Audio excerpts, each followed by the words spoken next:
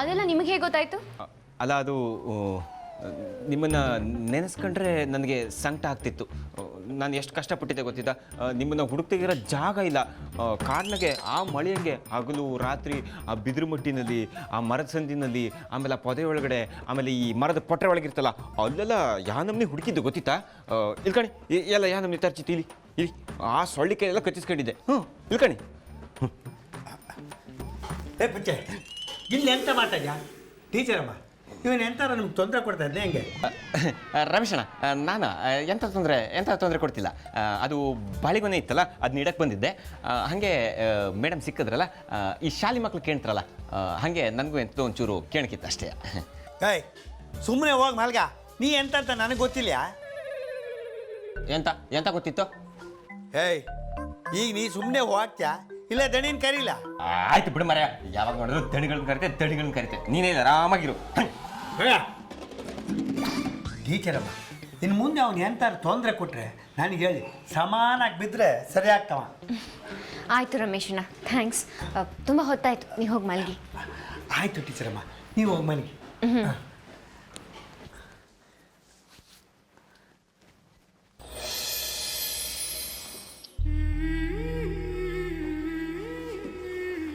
ಪುಟ್ಟ ಬಾ. ಆಗಲೇ ಬಂದಿದ್ದೆ, ನೀವು ಮಲಗಿದ್ಯಲ್ಲ, ಎಪ್ಸೋದ್ ಬೇಡ ಅಂತ ಹಾಗೆ ಬಂದ್ಬಿಟ್ಟೆ. ಜ್ವರ ಎಲ್ಲ ಪೂರ್ತಿ ಬಿಡ್ತಾ ಈಗ? ಇನ್ಮೇಲೆ ನನ್ನೆಲ್ಲರೂ ಬಿಟ್ಟವ್ರು ಕಾಣ್, ನನ್ನ ಮೇಲೆ ಆಣೆ. ಪುಟ್ಟ, ಯಾಕೋ ಹಾಗೆಲ್ಲ ಮಾತಾಡ್ತೀಯ? ಆಗಿದ್ದೆಲ್ಲ ಆಗೋಯ್ತು, ಅದನ್ನು ಬಿಟ್ಬಿಡು. ಇನ್ಮೇಲಿಂದ ಕಳೆದು ಹೋಗೋದೇ ಆದರೆ ನಾವಿಬ್ರು ಒಟ್ಟಿಗೆ ಕಳೆದು ಹೋಗೋಣ, ಆಯ್ತಾ? ತಮಾಷೆ ಮಾಡಬೇಡ ಅಕ್ಕ. ನೀನಿಲ್ದಿದ್ದಾಗಳಿಗೆ ನಂಗೆ ಎಂತಂದಿದ್ದು ಕೆಟ್ಟ ಯೋಚನೆ ಬರ್ತಿದ್ದಿತ್ತು. ಇದ್ದಕ್ಕಿದ್ದಂಗೆ ಅವಳು ಬರ್ತಿದ್ದಿತ್ತು, ಗಂಟೆಲ್ಲ ಕಡ್ದಂಗೆ ಆಗ್ತಿದ್ದಿತ್ತು. ಪುಟ್ಟ ನೋಡು, ಅದಕ್ಕೆ ನಾ ಪುಟ್ಟಂಗೆ ಜಾಸ್ತಿ ನೋವು ಕೊಡಬಾರ್ದು ಅಂತ ನಿಮ್ಮ ಭುವನಣ್ಣ ನನ್ನನ್ನು ಹುಡುಕೊಂಡು ಕರ್ಕೊಂಬಂದ್ಬಿಟ್ರು. ಭುವನಣ್ಣ ಇದ್ದದ್ಕಾಯ್ತು, ಇಲ್ದಿದ್ರೆ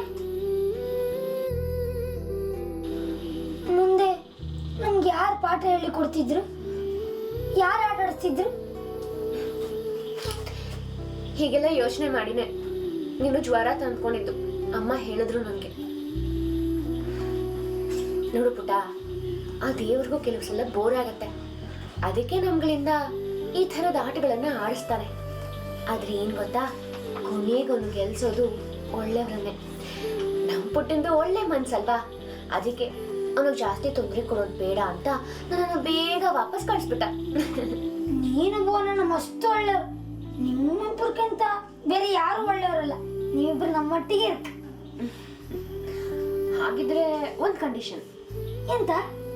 ಏನಂದ್ರೆ ನಿಂಗೆ ಬಂದಿದ್ಯಲ್ಲ ಜ್ವರ, ಅದಕ್ಕೆ ಹೇಳ್ಬಿಡ್ಬೇಕು ಇನ್ಮೇಲೆ ಯಾವತ್ತೂ ನನ್ನ ಹತ್ರಕ್ಕೆ ಬರಬಾರ್ದು ಅಂತ, ಸರಿನಾ? ನೀನು ನನ್ನೊಟ್ಟಿಗಿದ್ರೆ ಯಾವ ಕೆಮ್ಮು ಗೊತ್ತಿಲ್ಲ, ಜ್ವರವೂ ಗೊತ್ತಿಲ್ಲ. ಚೆನ್ನಾಗಿ ಮಾತಾಡೋದು ಕಲ್ತಿದ್ಯಾ ಕಣೋ. ಎಲ್ಲ ನಮ್ಮ ಟೀಚರ್ ಪಾಠ ಮಾಡಿದ್ದು. ಪಾಠ ಮಾಡಿದ್ದು ಬಾ. ತುಂಬಾ ನೆನಪಾಯ್ತಾ?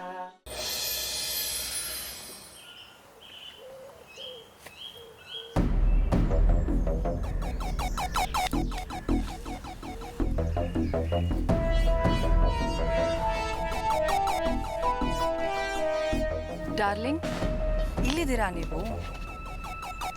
ಏನು ನಮ್ಮ ಯಜಮಾನ್ರಿಗೆ ಇನ್ನೂ ಕಾಡಿನ ಹ್ಯಾಂಗ್ ಓವರ್ ಇಲ್ದಿಲ್ಲ ಅನ್ಸುತ್ತೆ. ಯಾವ ಹ್ಯಾಂಗ್ ಓವರ್ ಇಲ್ಲ, ಏನೂ ಇಲ್ಲ. ಏನು ವಿಷಯ ಹೇಳು. ಏನಿಲ್ಲ, ನಾನು ನಿನ್ನ ಎಷ್ಟು ಮಿಸ್ ಮಾಡ್ಕೊಂಡೆ ಗೊತ್ತಾ? ಸಿಕ್ಕಾಬಟ್ಟೆ ಮಿಸ್ ಮಾಡ್ಕೊಂಡೆ ನಿನ್ನನ್ನು. ನಾನು ಬರೋದ್ರೊಳಗೆ ನೀನು ತೊಲಗಿರ್ಲಿ ಅಂತ ಬೇಡ್ಕೊಂಡಿದ್ದೆ. ಯಾಕೋ ಏನೋ ಆ ದೇವ್ರು ಅದೊಂದು ಆಸೆನ ಮಾತ್ರ ಯಾಕೋ ಪೂರೈಸ್ತಾನೆ ಇಲ್ಲ. ಇರಲಿ, ಇನ್ನೇನು ಒಳ್ಳೇದು ಮಾಡೋದಕ್ಕೋಸ್ಕರ ಕಾಯ್ತಾ ಇದ್ದೇನೆ ಅಂತ ಅನ್ಕೋತೀನಿ. ಓಹೋ, ಲವ್ ಇನ್ ಜಂಗಲ್ ಅನ್ಸುತ್ತೆ. ಓ ಮೈ ಗಾಡ್, ಹೀಗಂತ ಗೊತ್ತಿದ್ದಿದ್ರೆ ನಾನೇ ಕಳ್ದೋಗ್ತಿದ್ನಪ್ಪ. ಊರ್ ಬಿಡ, ಹುಚ್ಚು ಬಾಯ್. ನಾನು ಶ್ರದ್ಧನ್ ಪ್ರೀತಿಸೋದಕ್ಕೆ ಯಾವ ಕಾಡು ಲಾಡ್ಜು ಬೇಕಾಗಿಲ್ಲ. ನಮ್ಮ ಪ್ರೀತಿ ಸಂಬಂಧ ಎಲ್ಲದಕ್ಕಿಂತ ತೊಡ್ದು ನಾನು ಅವಳ ಕದ್ದು ಮುಚ್ಚಿ ಪ್ರೀತಿ ಮಾಡೋ ಯಾವ ಅಗತ್ಯನೂ ಇಲ್ಲ. ಯಾಕಂದ್ರೆ ನಾನು ಅವಳನ್ನ ತಾಳಿ ಕಟ್ಟಿ ಮದುವೆ ಆಗಿರೋ ಗಂಡ. ಓ, ನಂಗೆ ಗೊತ್ತೇ ಇರಲಿಲ್ಲ. ಲೀಗಲ್ ಆಗೇ ಇದೆ ಅಂತಂದ್ರೆ ಇನ್ನೂ ಯಾಕಪ್ಪ ಇಬ್ರು ಕಣ್ಣ ಮುಚ್ಚಾಲೆ ಜೂಟಾಟ ಆಡ್ತಿರೋದು? ಪರಿಸ್ಥಿತಿ ಪರಿಸ್ಥಿತಿ ರಾಮ ಸೀತೆನ ಕಾಡ್ಗೊಟ್ಟುತ್ತೆ, ಪಾಂಡವರನ್ನ ಅಜ್ಞಾತವಾಸನೂ ಮಾಡಿಸುತ್ತೆ. ಆಫ್ಟರ್ ಆಲ್ ನಾವು ಮನುಷ್ಯರು. ಈ ವನವಾಸ ಅಜ್ಞಾತವಾಸ ನಮಗೆ ದೊಡ್ಡ ವಿಷಯನ. ಪರಿಸ್ಥಿತಿ ಯಾರನ್ನೂ ಬಿಡಲ್ಲ. ಹೌದು, ಕದ್ದು ಮುಚ್ಚಿ ನಾನು ಪ್ರೀತಿ ಮಾಡ್ತಿದ್ದೆ, ಈಗಲೂ ಮಾಡ್ತಿದ್ದೀನಿ. ಆದರೆ ಕದ್ದು ಮುಚ್ಚಿ ಪ್ರೀತಿ ಮಾಡ್ತಾ ಇರೋದು ಬೇರೆ ಯಾರ ಜೊತೆನೂ ಅಲ್ಲ, ನನ್ನ ಹೆಂಡತಿ ಜೊತೆ. ನಿಂತರ ಏನ್ ನಂತರ? ನಿನ್ನ ಥರ ಕಂಡೋರ್ ಗಂಡನ ತನ್ನ ಗಂಡ ಅಂತ ಹೇಳಿ ಕದ್ದು ಮುಚ್ಚಿ ಸರ್ಸಾಡಕ್ಕೆ ಟ್ರೈ ಮಾಡ್ತಿಲ್ಲ. ಆ ಥರ ಮಾಡಕ್ಕೆ ಸಿಗ್ತಾ ಇಲ್ವಲ್ಲ ನೀನು. ನಂತರ ಒಂದು ಸುಂದರವಾದ ಹೆಣ್ಣನ್ನ ಈ ಥರ ಉಪವಾಸ ಆಗ್ತಿದೆಯಲ್ಲ, ನಿಂಗೆ ಪಾಪ ಬರುತ್ತೆ ನೋಡು. ಏನು ಮಾಡಲಿದ್ರು ಪಾಪ ಅನುಭವಿಸ್ತಾ ಇದೀನಲ್ಲ ಈಗ, ಇದಕ್ಕೇನು ಹೇಳ್ತೀಯ? ಹೌದಾ? ಅಂಥದ್ದೇನಾಯ್ತು ಡಾರ್ಲಿಂಗ್? ಯಾವತ್ತೋ ರೆಸಾರ್ಟಲ್ಲಿ ಕುಡ್ದಿದ್ ಮತ್ತಲ್ಲಿ ಏನೋ ಪಾಪ ಮಾಡಿದೆ ಅಂತ ನೀನೇ ಹೇಳ್ದಿಲ್ಲ. ಸಾಕ್ಷಿ ನಿನ್ನ ಹೊಟ್ಟೆನೂ ತೋರಿಸಿದ್ಯಲ್ಲ.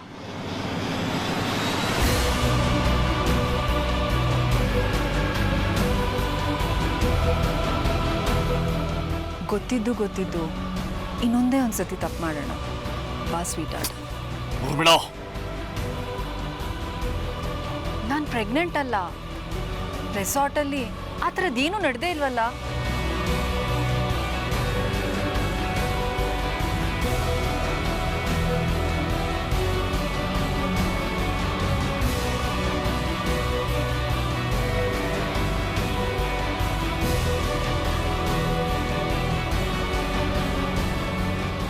ನನಗೆ ಗೊತ್ತಿತ್ತು, ನನ್ನ ಮೇಲೆ ನನ್ನ ನಂಬಿಕೆ ಇತ್ತು.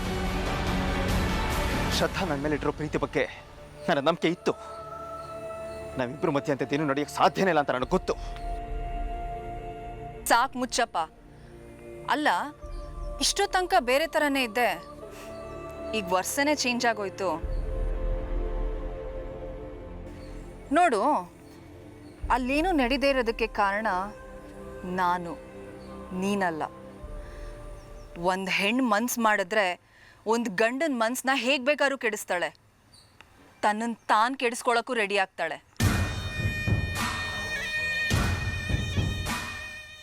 ಸೊ ನಾನು ಪ್ರೆಗ್ನೆಂಟ್ ಅಲ್ಲ ಅನ್ನೋ ಸೀಕ್ರೆಟ್ ನಿನ್ಗೆ ಹೇಳಿದ್ದು ನೆಕ್ಸ್ಟ್ ನಮ್ಮಿಬ್ರು ರೊಮ್ಯಾನ್ಸ್ಗೆ ಗ್ರೀನ್ ಸಿಗ್ನಲ್ ಸಿಗಲಿ ಅಂತ.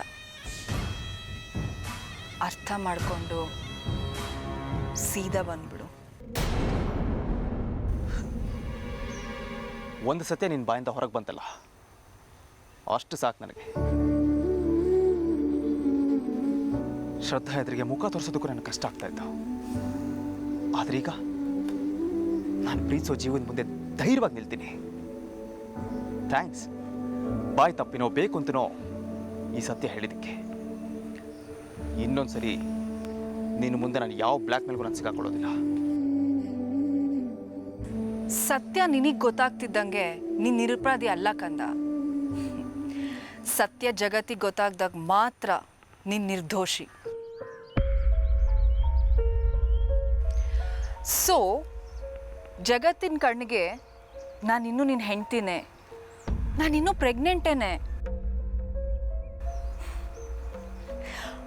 ಓ ಮೈ ಗಾಡ್, ಇನ್ನು ಮುಂದೆ ಹೊಟ್ಟೆ ಬೇರೆ ಕಾಣಿಸ್ಕೊಳ್ಳೋಂಗೆ ನೋಡ್ಕೋಬೇಕಲ್ಲಪ್ಪ.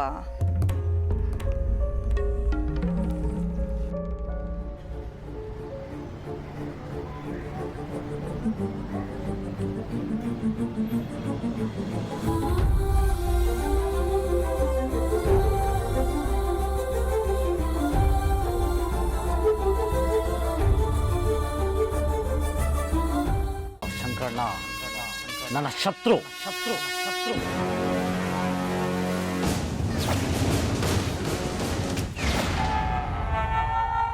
ನಾನಿಲ್ಲಿ ಬಂದಿರೋದೆ ಅವನ ಮೇಲೆ ಸೇಡ್ ತೀರಿಸ್ಕೊಳ್ಳೋಕೆ.